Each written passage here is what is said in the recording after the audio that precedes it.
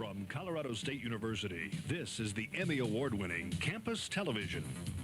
Owned and operated by the Colorado State Student Body, Campus Television, covering the news, sports, arts, and entertainment of campus. Tonight on CTV, learn about how wildfire risks may impact power services across Colorado. Then, a look into how CSU veterinarians are treating a deadly cat disease. Finally, a look at Church World Service and their efforts to support immigrants and refugees here in Fort Collins.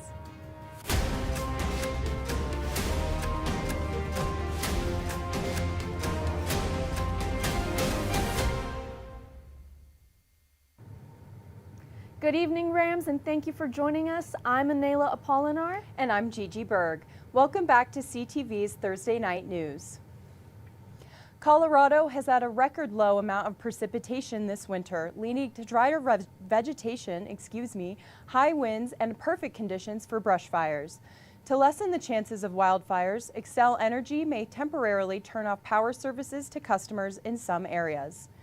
This is a risk reduction strategy known as Public Safety Power Shutoff, or PSPS. XCEL will decide whether or not to issue a PSPS announcement based on 3 factors: low fuel moisture, humidity levels, and wind speeds. If PSPS is utilized, XCEL will contact customers at least 48 hours before the power is turned off. Then they will contact them one more time at least 4 hours before they lose power. It is important to take these warnings seriously and to take steps to prepare to lose power for hours or even days. XCEL will monitor wind speeds and fire risks during the outage and ensure that all power lines and grids can be safely re-energized before turning the power back on. For more information about preparing for a PSPS event, you can visit the Promoting Safety and Preparedness tab on XCEL's website. A breakthrough has been discovered by CSU veterinarians after a study demonstrated an effective treatment for a deadly cat disease. This new research is working against untreated feline infectious peritonitis, or FIP, which is the leading cause of death in cats. According to the source, FIP, which is caused by feline coronavirus, impacts an estimated 5 to 10% of cats, especially younger cats and kittens. For years, there were no treatment options, and nearly all cats that developed the disease died. The study is the largest prospective clinical trial to date to test this treatment, which has proved to be 77% effective. Researchers and veterinarians at CSU will continue to examine this treatment. On Tuesday, IKEA announced that it will open a new store in Fort Collins. The 64,000 square foot store will be located at the Front Range Village Shopping Center on Corbett Drive. This store will be much smaller than the first Colorado IKEA store that opened in Centennial in 2011. This is the third IKEA to open in Colorado, joining an even smaller Plan and Order Point store that opened in Colorado Springs last year. Fort Collins IKEA will have over 3,000 items for immediate takeaway, such as home furnishing accessories and small furniture items. The store will also sell many of the same foods that are available at the Centennial location. I don't know about you, but I'm pretty excited for this. I really love their cafeteria food. Exactly. I'm not even there for the furniture. Just give me some of those Swedish meatballs and I'm good to go. They're super good. Now don't go anywhere, Rams. After the break, we will take a look at new training classes for therapy dogs. Patriotism. It inspires passionate debate. It's worn like a badge of honor with good reason, because it means love and devotion for one's country. But what really makes up this country of ours? It's the people. To love America is to love all Americans. This year, patriotism shouldn't just be about pride of country. It should be about love. Love beyond age, sexuality, disability, race, religion, and other labels. Because love has no labels. Welcome back from the break. We have some exciting news for dog lovers. The Human-Animal Bond in Colorado, or HABIC, implemented new dog training classes in January. While the school has been providing structured dog training programs for therapy dogs since 2020, they have recently been revamped to help therapy dogs get specialized in different settings with a focus on schools. Our goal pretty much always comes back to this idea of the human-animal bond. So we're always trying to sort of juggle keeping an animal in control when we take them out into public spaces, while also modeling kindness with the animal. Obviously have the animal in control, but we also want the animal and their well-being and their welfare to be one of our top priorities. While HABIC continues to conduct these classes, students can still connect with HABIC on campus by checking out their website. Across the world, and even here in Fort Collins, Church World Service is working to support immigrants and refugees arriving from around the globe, helping them settle into community with resources, education, and a way to start again. Tasks that may seem simple to us, such as visiting the grocery store, taking the bus, or going to school, may be daunting to those who are new to the country. Church World Service aims to help make that transition easier. CWS began in 1946 after World War II. People were displaced. People were experiencing food insecurity and all sorts of life-threatening issues that came out of the war. In the midst of all of that, at the time, there were 17 Christian Protestant denominations that came together with the notion that we can do more together than we ever could on our own. Since their beginning, CWS has served millions of people worldwide through partnering with communities to combat food insecurity, offering legal services for immigrants and refugees at a low cost or pro bono, and aiding in disaster relief. In 2025, CWS provided 62,000 Americans with disaster aid in the wake of Hurricane Milton and the LA wildfires.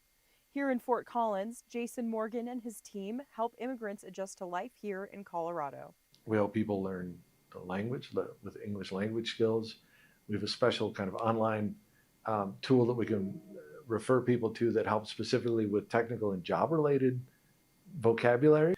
We do a lot of goal setting and goal planning with people, helping people understand what systems are in place here. For immigrants and refugees starting over here in Fort Collins, that first step can be the hardest. But organizations like CWS are working to make sure they don't have to do it alone. For CTV 11, I'm Gigi Bergh. Leaving the place you love for any reason is an emotional and confusing experience. To learn more about Jason and Church World Service, you can visit cwsfortcollins.org.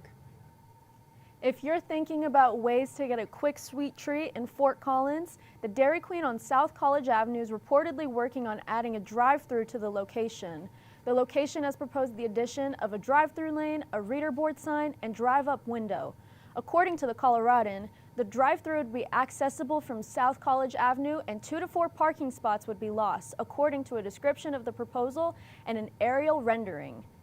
The Dairy Queen submitted an application requesting this new installation with the City of Fort Collins in December, and they are currently waiting for a response. Now, on to weather with Adam.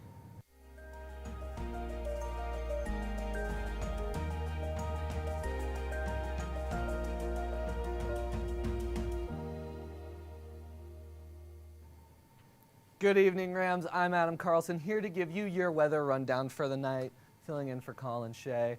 Tonight, it's pretty windy out, 12-mile-per-hour winds, and the sunset is at 5:40 a little bit later, but we're still in those freezing temperatures, maybe, hopefully, looking towards some colder weather coming up. But today was fairly cloudy, nothing too crazy what we've been seeing this past week. Cloudy in the morning, clears up by the afternoon, nice clear blue skies, and a little breezier, a little chillier. But heading into our overnight lows down that I-25 corridor, we're all around the teens except Fort Collins at a cold 11 tonight. Heading into the Eastern Plains, things stay pretty chilly, especially with Sterling and Burlington in those single digits.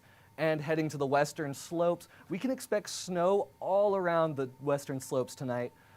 Craig is hitting our 8 degrees. We got Gunnison with a single degree, and Grand Junction being our high for the night at 23.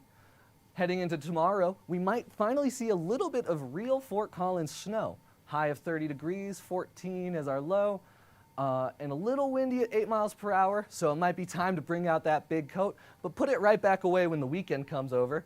We're gonna be in those 40s for Saturday and Sunday, but Monday's gonna come around and we're back in those 60 degrees, living in Colorado's eternal September this winter. But that is all the weather I have for you tonight, Rams. After the break, we will hear from Pilot Jones, who will give us a breakdown of all the concerts happening in Fort Collins this weekend. Yeah, Sam, Elmo. Oh, hey, Julia.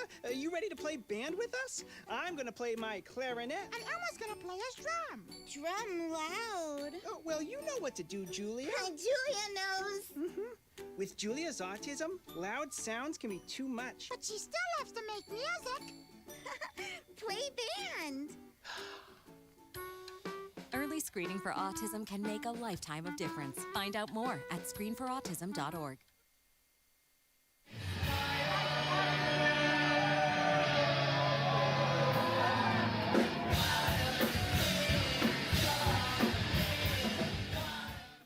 Welcome back from the break. I'm Pilot Jones with 90.5 KCSU, bringing you KCSU's concert calendar for over this weekend.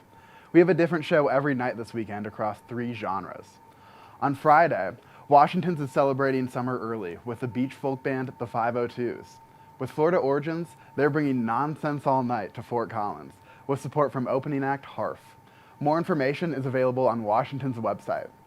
On Saturday, local band Arcwave is performing at the Sound Bar for their EP release show.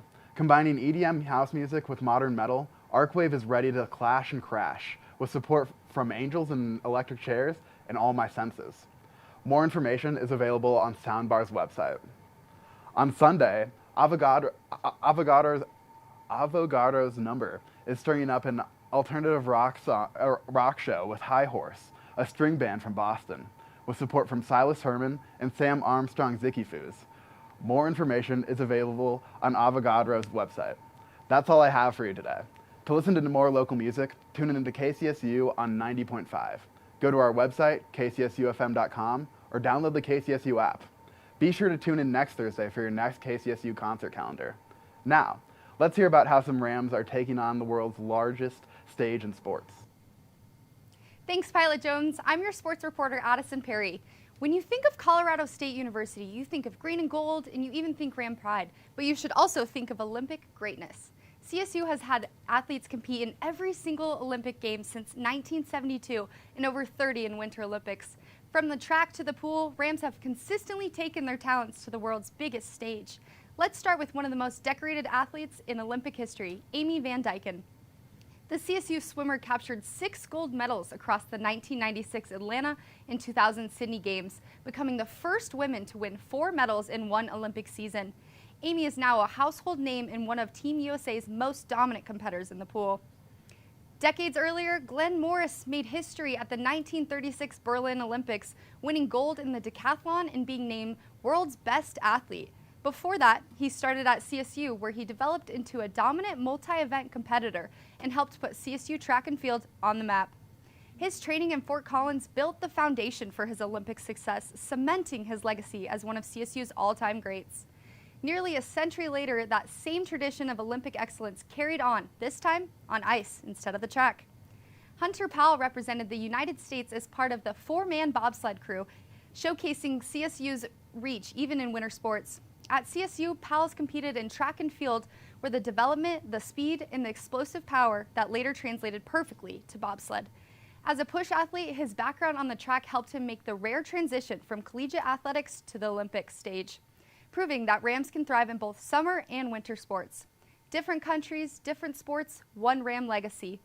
From Berlin in 1936 to Milan in 2026, Colorado State athletes have proven that Fort Collins is more than a college town. It's a route to the Olympic dreams.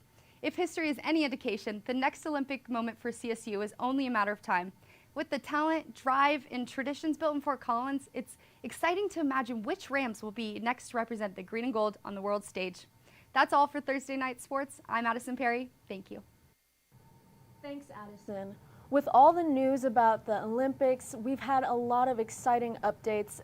My personal favorite has been in the free skating category, with Alyssa Liu taking home the gold for USA, which I think might have been the first time in 24 years. What do you think of that, Gigi? That is so cool. I don't really follow skating that much, but I do know Alyssa has really cool hair. Since summer break, CSU has installed over 6 billboards across campus, working around city regulations forbidding billboards from being built in Fort Collins. Because Colorado State lies on public property, it is technically exempt from these regulations. The billboards, initially implemented as a safety measure, mainly show advertisements or promote sporting events, and rarely display public safety announcements. This has led to backlash from CSU students and the Fort Collins community. Now, CSU has paused construction on any new billboards around campus. The university said in a statement shared with CBS that they remain committed to engaging thoughtfully and ensuring that our decisions reflect both the institutional needs and community perspectives. Now we will hear from our feature reporter, Aubrey Francis, who attended a caffeine-filled Valentine's Day event. Good evening, Rams. I'm your feature reporter, Aubrey Francis. Last Saturday, couples around the world celebrated their love for one another on Valentine's Day. While some may have enjoyed the day with a nice dinner or revisiting the location of their first date, Lima Coffee Roasters held an event for couples to try something new, latte art. Held at Lima's Midtown location in Fort Collins, 4 couples kicked off Valentine's Day by learning to create heart-shaped latte art. I think it's a really fun way to spend the day with your significant other, being able to express yourself through latte art. Coffee brings people together, and it's just a great opportunity to do something together. In alignment with Lima's goals, the purpose of these latte courses is to provide a space to learn and bond. We have a motto here, it's love people, love coffee, in that order.